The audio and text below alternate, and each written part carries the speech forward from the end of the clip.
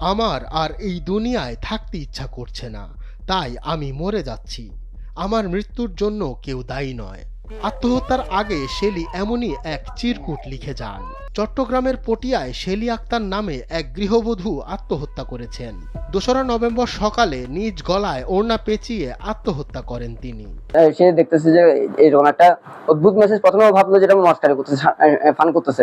তো প্রথমে আমার বোনের কাছে কল করে দেখলো যে ঘটনা এরকম এরকম। এখন বললো, আমার বোন বললো যে এই ব্যাপারে আমি কিছু জানি না, কি বললো এটা কোন ধরনের কথা। শেলির স্বামী ফাহিম মাহমুদ জানান, তিনি চট্টগ্রাম মেডিকেল কলেজ হাসপাতালে চাকরি করেন। সম্প্রতি তার স্ত্রী মোবাইল ফোন ব্যবহার নিয়ে অস্থির আচরণ করছিলেন। একদিন স্ত্রীর ফোন পরীক্ষা করে তিনি দেখতে পান স্থানীয় এক যুবকের সঙ্গে তার মেসেজ আদান প্রদান হচ্ছে। তবে বিষয়টি তিনি কাউকেই জানাননি। এর কয়েকদিন পরই শেলি আত্মহত্যা করেন।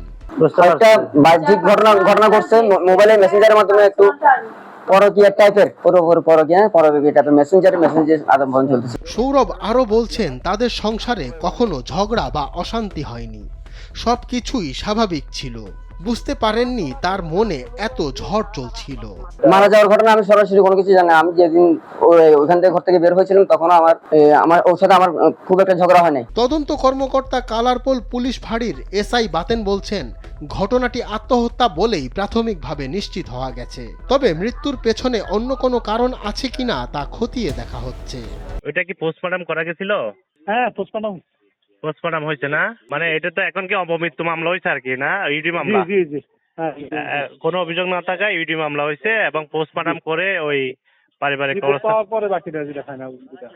পারিবারিক সূত্রে জানা গেছে, নিহত শেলির লাশ মা বাবার পরিবারের সম্মতিতে তার শ্বশুর বাড়িতেই দাফন করা হয়েছে। চট্টগ্রাম থেকে মোর্শেদ আলমের পাঠানো তথ্যচিত্রে ডেস্ক রিপোর্ট, মঞ্জুর এ মাওলা।